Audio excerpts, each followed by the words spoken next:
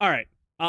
We kind of talked about it on the stream already, but for the people who are just coming in, we'll do like a proper, just quick chat about the Evocati 3.7 PTU. Number one, this is a Rockcracker, essentially a Rockcracker only update. Here's my understanding of how things work: is we had crafting in the PTU, or excuse me, in the tech preview, but that is a feature that is like slapped on top of an already what would be called like a stable build or whatever, right? So there's less likely for things to be like catastrophic and fail. Last night, something catastrophically failed, I believe, on live with the like login servers and things like that, related to the envelopes and the ending of Lunar New Year. So this patch went out really late last night, so I was not there on the launch of it. It went live midnight my time, so I was not there on the launch of it. I woke up at 4:30-ish and was in the patch by 5. And this patch only has Rockbreaker stations and Rockbreaker and the new stations, like your Gaslight and those kind of stations from Pyro, essentially in Nick's form. So we'll start out with those. Those are just like your Gaslights or whatever. It is just one level. Everything is on one level. You're not taking elevators or anything crazy to get to refineries or things like that. Yeah, like the rest stops. But even the R&R stations in Stanton require you to take an elevator to get to the cargo deck and things like that. This does not have that. All of that stuff is located in one area. That's it. And that's fine. And it's just very simple. Keep it easy. The one unique thing that I noticed is there is not a refinery at those locations, but they are offering to buy the raw ore, which is weird. So I've never been in a situation where I wanted to sell the raw ore outside of a full wipe if I only mine. Like normally if there was a full wipe and I had like no credits on my account, I would go do a couple missions or something like that, make a little bit of money so I can pay the refinery fee. But I've never used that outside of what is not intentional currently with mining. And yeah, so that's hold on.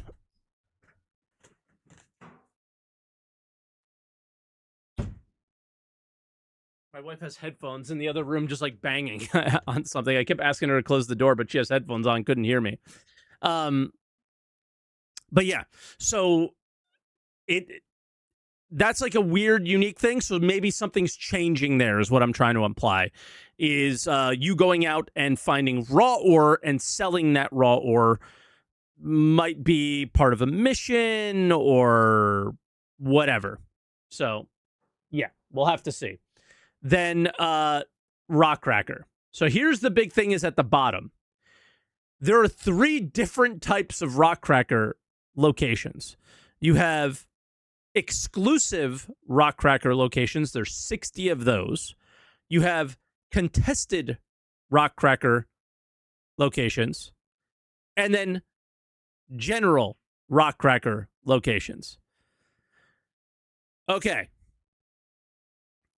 So hold on to that for a second, and I'll give you what I know after. We're going to read the description. Rockcracker Dungeon is a sandbox location event based in Nyx that will utilize new asteroid mining stations to task players with rebooting one of the derelict stations so they can mine a large mineral resource at the center of the asteroid. This will primarily be a PvE-focused sandbox activity with players fighting NPCs and creatures that have infested the dungeon during the course of restoring the station's mining capabilities. For feedback focus, this dungeon experience is designed with 4 to 6 players in mind. So number one, if anybody like myself thought that this was going to be like Hathor but in space, It's primarily PvE focused. Hathor, it's weird. Hathor is primarily PvE focused. Most of the content you do is puzzles or dealing with NPCs, but there's a chance that PvP will happen, and given the number of those locations, PvP is quite common, as well as the value of the material that is located there. Pure Karenite is incredibly rare and still of value to players, right? Then they say these locations can have sandbox activities that include interior missions, such as recover item, missing person, and eliminate specific and exterior missions to recover cargo, kill ship bounty, support attack ship, and ship wave attacks. So this is weird because that's the 20 general mission Rockcracker locations. What I don't know currently is if I go and take a kill ship bounty and I get this general location, so it's like the exterior or the interior is open to me, is the activity open to me as well? Maybe, maybe not. Will other people be able to get there? That one is the weird one. I have lots of questions about that and how that one plays out. Odd. And apparently, like, the current patch is only sending us to those, maybe. So there's it's Evo. There's some issues there, but let's go with intentions here. 60 exclusive Rockbreaker locations or Rockcracker locations. They're asking currently to just pay $50K to do that, to go to those locations, and those are exclusive to you and your party. Nobody else will be able to get to them, apparently. Blah blah blah blah blah. So it is a kind of instanced Onyx facility or QV station, or maybe even like a worm site, kind of like it's intended to be instanced at some point, would be my guess. Whenever they do instancing, I imagine that will be an instance. Then you have 30 contested Rockcracker locations. 30. That's my issue here. That seems like a lot. Hathor works out really well in the current game because there's 4. So 30 seems like too many. Now, if we had 10,000 players on a server, is 30 too many, too little? Are they focusing on delivering an experience in terms of like doing the work for what Star Citizen will become rather than what it is, potentially? But I would just turn them off. You could put them there, just don't send us to them or something. I don't know. And Hathor was also on the star map. These are all done through missions. So you collect a contested Rockbreaker location through your Mobiglass. You collect the exclusive one through your Mobiglass. These general ones are all done through missions on your Mobiglass. Unlike, this is not Hathor. This is Onyx. This is Onyx. You go there, you do a puzzle, you get a reward at the end, right? I've not been able to really participate on these at all. I woke up at 4:30 in the morning because the patch went live a few hours before that. By the time I got on, the servers were endlessly 30K'ing to the point where the closest spot that I got was the entrance basically into the station. So I landed on a landing pad. Stations are very cool looking. As we saw in CitizenCon, there's like a big circle that like a giant rock is encased in or whatever, right? But that circle is actually a tram that we can go on, and there's a number of stops throughout that tram to either bring us to different parts of the station, I believe, or different parts of the laser structure itself, which is very cool. There's a number of tasks that we have to do to turn on the laser. Currently, the AI, we're literally just standing still and doing nothing. And, yeah, that's it. Here's my only feedback on this at this moment. 30 seems like a lot. Who knows? So we'll see. We'll let that one play out. But the mobiGlas tells you that these locations are different. So when you take it doesn't tell you the locations are different, but it tells you the missions are different and your experience will be different. Your exclusive one says it's just for you. And kind of like letting you know that, hey, I don't have to worry about PvP here. I don't want a PvP. I just want to do this. The contested one lets you know that other people might be showing up. So, like, you're sort of aware of what's going on. That's good, right? The general ones, I don't know much about. What they don't tell you in the mobiGlas is, number one, is there a difference between a contested location in terms of possibly material quality, the types of materials that are there, or vice versa, right? There's no discussion about what you're going for, what's there, what you could possibly find. And I don't think that that's good. That's a bit of a problem, I would say. So my main feedback is to the narrative team, that I think that there should be like a little blurb if there is a difference, or the design team, if there is a difference, to explain that difference up front. But I think it's the first patch. They don't want to explain too much, but the mission write-up seems pretty final. That's the only thing I would change if there is an actual difference. The other thing, again, there was no mining, no mining update, no inventory update, no crafting update in this. So material quality is just not a thing that they're mentioning. I'm not sure. We don't know if it's even going to make it in at this point. This might be the only thing in this patch in 4.7, because crafting and mining changes and inventory are all still very much up in the air of whether or not they'll be in the patch. Assuming they will be, but they may not. Now, the good. There's some good here. At the PvE exclusive locations, it works like the worm site. You can spawn at that location. There's a little clinic. You can go there and you can set your spawn there. So if you die, rinse and repeat, do it again, you'll finish the mission eventually, right? And then you just corpse run and do your thing. Like if there's items in there. The contested zone, or the contested Rockbreaker location, you cannot respawn at. So they know that there's this one is PvE, this one is PvP. That's good. That's a good thing.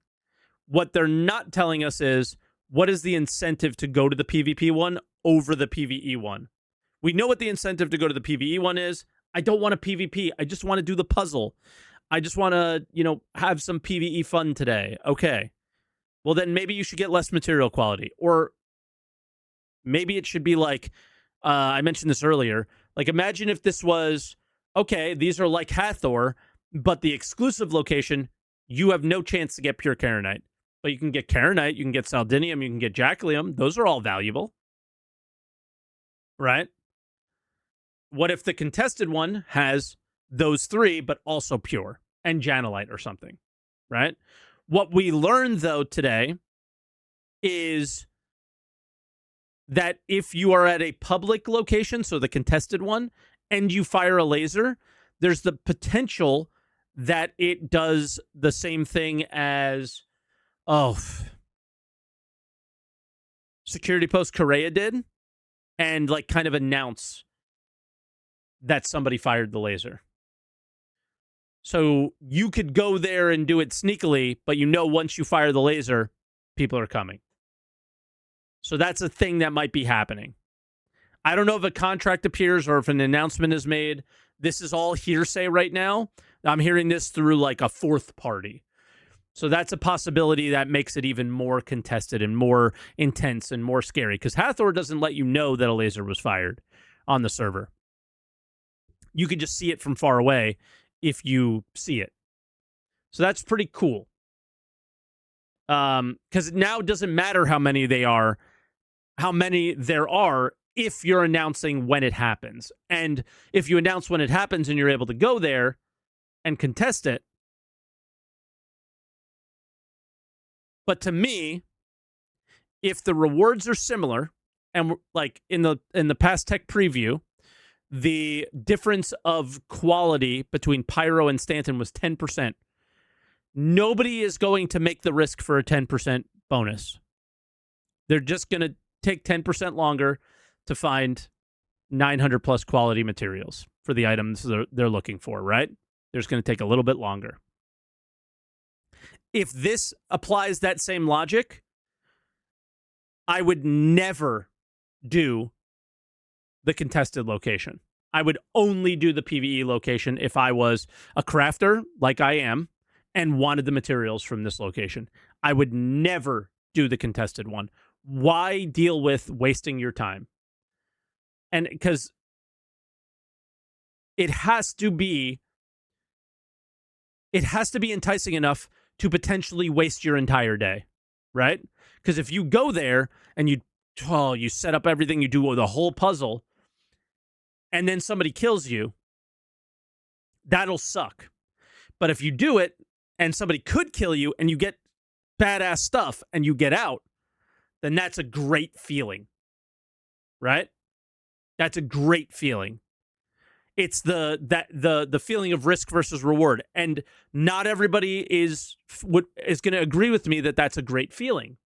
They might not like that, right? But that's what the PvE location is for. Separating us instead of forcing us together may be a good idea. It just depends on their implementation of it. As far as I'm aware, though, which is why I think we have to take the public thing as a grain of salt, I don't know if anybody's completed Rockbreaker yet. As far as I'd seen in testing chat, nobody had done it yet, but I haven't looked at testing chat for the last couple hours, so it's possible somebody has by now. But like you come up to the end and then you hit a wall like Hathor was in the PTUs. So it's possible it may not be possible. But yeah, I'm with Church in the Twitch chat here. Is the PvP one needs unique rewards or it's dead on arrival. That's my feeling as well. Is like you got to add the pure Kharonite to that one exclusively, and then the regular one. So yeah, like 800, yeah, like a minimum quality that's very high, possibly, or unique materials or whatever. I don't give a shit about the buy-in price. I don't care. Money is nothing in Star Citizen. I don't know why you keep mentioning the buy-in price over and over again, 5-star. It is the most irrelevant part of the conversation. If it's 200K, it's still nothing. We don't know what the material is. We don't know the value of the material. We don't know how much it costs. We don't know anything about it. Like, not after a wipe. Buddy, if they wiped your account, 50K is literally nothing within 20 minutes of launching the game. Like, it's one mission. It's one bunker in 2 seconds.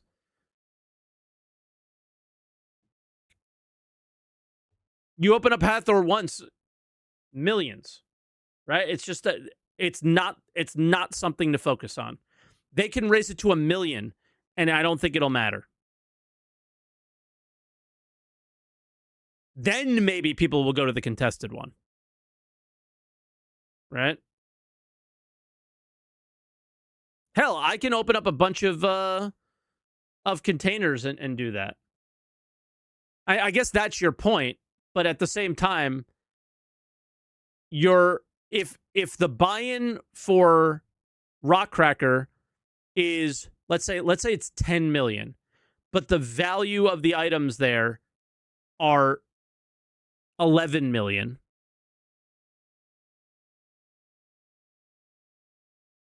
I still think the PvEers are going to go to the exclusive one just to avoid the PvP.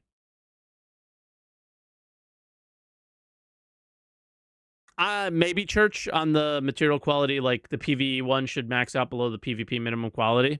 I don't necessarily think it has to be like that rigid, but I think that there should be a minimum quality that's extremely high on the PvP one. Juice has to be worth the squeeze. That's it. the juice is worth the squeeze at Hathor. 1 or 2 pure Kharonite rocks when you need so many to craft spaceships and stuff like that. The juice is worth the squeeze there. It is worth risking the losing of that, right? It has to. It has to be. So that's what I'm interested in seeing as this moves on and as this moves forward. But we won't. In the world where crafting is now a thing, the value of items all changes. The value of everything changes. We don't know the value of anything. CIG also doesn't know the value of anything. So the buy-in is an irrelevant discussion right now. They create values in their head of what they think something should be valued at, and it's all just thoughtless, in my opinion, whereas players actually have bank accounts and in the game, and they understand what they're willing to spend and what they're not willing to spend. And we created an actual market on UEX, and that market is so incredibly high and broken because we are reacting to the completely broken economy in the video game. We're able to dictate what's going on there much easier than they can. And they're going to keep doing silly mission payouts and dumb shit like this, and it's never going to work. So we'll see. We'll see how it all plays out. But that's the big thing, is the exclusive locations have a buy-in. You're able to respawn there. It's consider it your own instance. The contested ones sound like they're going to like blare off an alarm that they're going on so a bunch of people can contest it, right? And see what's going on. And then, we'll figure out if it's worth it. But no crafting, no material quality, no new inventory. So this is very much just a see how this goes. So this very much should stay in Evo. You often hear me complaining that something's in Evo and it shouldn't be. This should stay in Evo 100% until they're able to kind of bring it all in together, and that's when we should go Wave 1 PTU. So no complaints about an Evo patch here. That's for sure, because this is not you're going to get a lot of people that are like, so that's it? Oh my God, there's nothing there. And they just want to avoid that bullshit, and they should. So I think they're doing the right thing keeping that one Evo, where I often say, I don't understand why this is Evo. It should just be open. They're not, what's to hide? Most likely this patch in Wave 1 is going to have a moment where it looks absolutely horrendous, and somebody's going to be like, wow, scam game, right? So hopefully it all comes together and it's enjoyable. Like, I know myself and my org, we're all making plans on what we're going to do once material quality comes in, once crafting comes in, because that's what we want to do. We want to be crafters.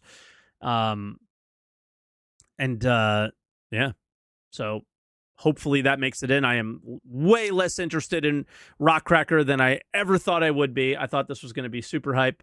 I just don't care. Also, moth fixes are in. The mole apparently has the same drop-down elevator as the moth now. I don't know much more about the mole, so I will update you on that in the future. Because I don't know if are the bags on the sides now like the moth was? Can it hold more bag? I don't know anything about that at the moment, but fingers crossed on that being more interesting and better. Druval says bags aren't changed, only the elevator. Interesting. Okay. I think it would have worked if they changed the bags to the side, but it's fine with them on the bottom too. You just can't remove them from the ship when it's landed, which is why it made sense to move them on the side. Maybe they'll slowly do that. But anyway, that's the current update. A lot more needs to be brought in to be 4.7, but Rockbreaker looks interesting. And I keep saying Rockbreaker, like the cracker part. I'm mixing breaker and cracker together because they had done that. But very weird, all this. But if you can see here, you'll see a bunch of Argo moth fixes. But apparently the moth blows itself up. So there's a few bugs they've added that need to be resolved as well. So we'll see. But immediately, top feedback. This is a good idea. I love that there's so many locations for us PvE people. Excuse me. That's the top voted thing. This is the community that most MMOs have. This isn't a Star Citizen issue.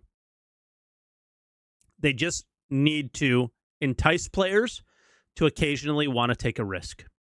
This dude should feel the want, the desire to go here.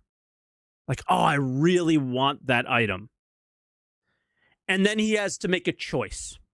Does he keep going here and do 3 of these to gain what you get from here? Or let's say 3 to 5 or something like that to get what you get in 1 of these? Or do you like go and do other missions or mine or salvage or something like that to make money to buy what the players get from here? Or does he go himself? Or does he make a complaint post on Spectrum? Exactly. So that's really what this new way of thinking CIG is approaching this. That's how I'm looking at it. It's a new way of thinking. It's a new approach. I'm willing to hear him out and see it out and see how it goes. Let's see what happens. I think it's going to fall flat on its face. That's my thought, but I'm willing to see how it happens. And we'll see how it goes. So I don't know. Let me know what you guys think and all that. But I think that's really the play is like, let's just see what happens. Let's just see how this plays out. And hopefully they kind of backtrack. And we'll see.